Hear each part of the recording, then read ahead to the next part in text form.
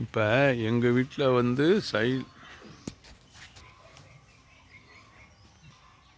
எங்கள் வீட்டில் சைடில் ஒரு தோட்டம் மாதிரி வச்சுருக்குறோம். இது வந்து பூவன் வாழைக்கட்டை, சரிங்களா. அடுத்தது இது பிளாங்கன்று வச்சுருக்கோம். இதில் பாருங்கள், இது பிளாங்கன்று. அடுத்தது இதில் வந்து முருங்கை இருக்குங்களா. அதோடைய இதில் வந்து உருண்டை பிரண்டை சொல்லுவோம் இல்லையா, பிரண்டை வச்சுருக்கோம். ரைட்டு.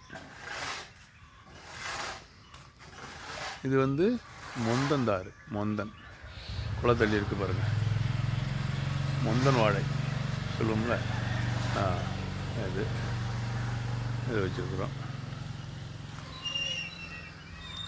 இந்த மரம் உயரமாக இருக்கிறது வந்து சொர்க்க மரம்னு சொல்லுவாங்க. ஆக்சிஜன் நிறைய தரக்கூடியது. இதில் ஒரு தென்னை வச்சுருக்குறோம், அதை எடுத்துகிட்டு போய்க்கணும். இது இந்த மரம், இதுவும் ஆக்சிஜன் தரக்கூடியது தான், உங்களுக்கு எல்லாருக்கும் தெரியாது சரிங்களா. இதில் ஒரு ரஸ்தாளி, இந்த குளத்தள்ளி இருக்குது பாருங்கள், சரியா. ரஸ்தாளி குளத்தள்ளி இருக்குது. இதில் வாழை கிங்கன்னு இருக்குது. இதில் தென்னம்பிள்ளை பதியம் போட்டிருந்தோம். இது முளைச்சி இதில் வந்து ஒரு 7 தென்னங்கன்று இருக்குது. இது வந்து மாங்கன்று, இது ஒட்டு மாங்கன்று வச்சுருக்கோம். இதுவும் சொர்க்க மரம் தான், ஆக்சிஜன் தரக்கூடிய சொர்க்க மரம்.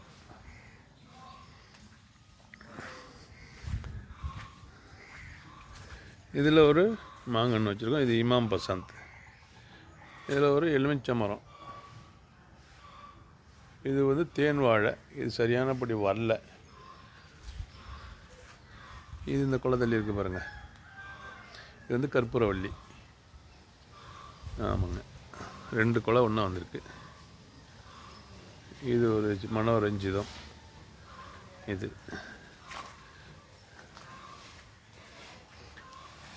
இது ஆரஞ்சு மரம், செம்மையாக காய்ச்சி ஒரு 20 வருஷமாக காய்ச்சிதுங்க, 20 வருஷத்துக்கு மேலே.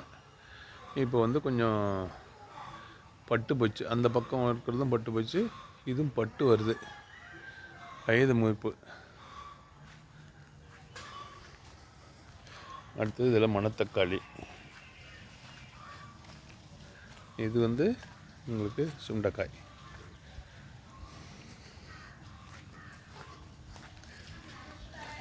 இது ஒரு ஆரஞ்சு மரம், அது ஒரு ஆரஞ்சு. அதில் மாமரம், கருவேப்பிலை, இது மாதுளை, இது ஒரு மாமரம், மாங்காய் இதெல்லாம் காய்ச்சிருக்கு பாருங்கள். இது ஒரு மாதுளை பாருங்கள், மாங்காயெல்லாம் பாருங்கள் காய்ச்சிருக்கா மாங்காய். ஆமாம், இப்படியே போனோம்னா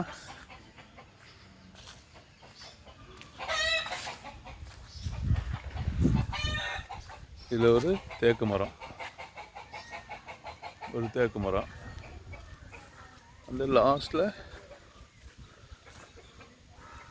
ஒரு பலா மரம், அது காய்க்கும், அப்பப்போ ஒன்று காய்க்கும், இப்போ தான் காய்க்க ஆரம்பிச்சிருக்கு. இந்த பக்கம் விளாங்காய் மரம். இதில் ஒரு துளசி செடி, பக்கத்தில் இந்த வாழை வச்சிடும், ஒன்றும் வரல, அது பூச்சி நோய் தாக்கியிருக்கு, ரஸ்தாளி.